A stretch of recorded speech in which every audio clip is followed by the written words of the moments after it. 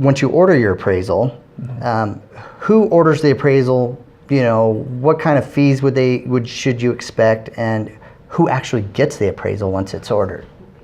Yeah, who pays for it? That's a good question. And again, we're talking about mortgage appraisals for mortgage companies or for lenders. So usually the borrower pays for the appraisal, and they usually pay it sometimes up front, sometimes at closing when they close. But it's the lender that orders the appraisal, and they own the rights to the appraisal.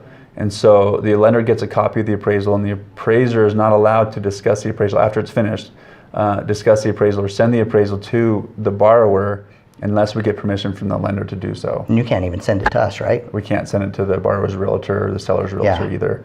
It's kind of like an attorney-client privilege, and so we can actually lose our license if we share with people other than the intended user. Sure. So even though the appraiser may sound like he's being difficult in those situations, he's just trying to protect his license and do the right thing. Yeah. It's not because we're not trying to be difficult. And who pays for the appraisal? The borrower usually pays for the appraisal. Sometimes lenders will cover those costs, but the borrower usually pays the appraisal up front or in closing costs. And those fees vary because? Yeah, and those fees can vary widely.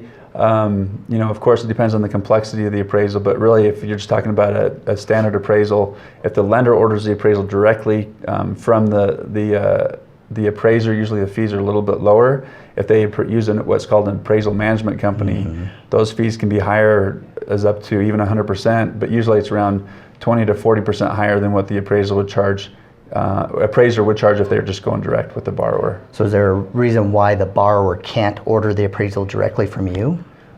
Yes, it's the lender wants the appraisal to see if there's enough value in the house to loan money on it.